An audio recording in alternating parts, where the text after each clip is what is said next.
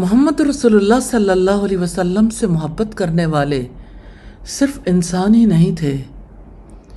کئی بار ایسا ہوا کہ آپ سے درختوں نے محبت کا اظہار کیا. آپ نے جو حکم دیا اس کی تعمیل کی.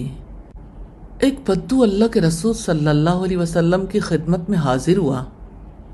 کہنے لگا مجھے کیسے پتہ چلے کہ آپ اللہ کے نبی ہیں؟ آپ نے فرمایا اگر میں کھجور کے اس درخت کے اس گچھے کو بلاؤں تو وہ گواہی دے گا کہ میں اللہ کا رسول ہوں. پھر آپ نے اسے بلایا تو وہ درخت سے اترنے لگا یہاں تک کہ نبی صلی اللہ علیہ وسلم کے پاس آ گرا. پھر آپ نے فرمایا واپس ہو جا. وہ واپس ہو گیا. اس بدو نے اسلام قبول کر لیا. جدید سائنس نے یہ بات ثابت کر دی ہے کہ نباتات روشنی اور اندھیرے میں تمیز کرتے ہیں. روشنی اور درجہ حرارت جیسے محرکات کی سمت میں حرکات کرتے ہیں. کیا سورج مکھی کے پھول کو آپ نے کبھی دیکھا ہے؟ اس کا رخ سورج کی طرف رہتا ہے. تو پودے بیرونی محرکات کو پہچانتے ہیں.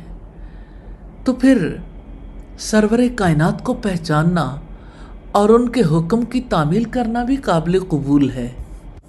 درخت آپ سے محبت کرتے تھے اور انسان تو نبی صلی اللہ علیہ وسلم کی اطاعت اور محبت کے پابند ہیں. اللہ سبحانہ و تعالیٰ سے دعا ہے ہمیں نبی صلی اللہ علیہ وسلم سے سچی محبت کا ذوق نصیب فرمائے. آمین ثم آمین.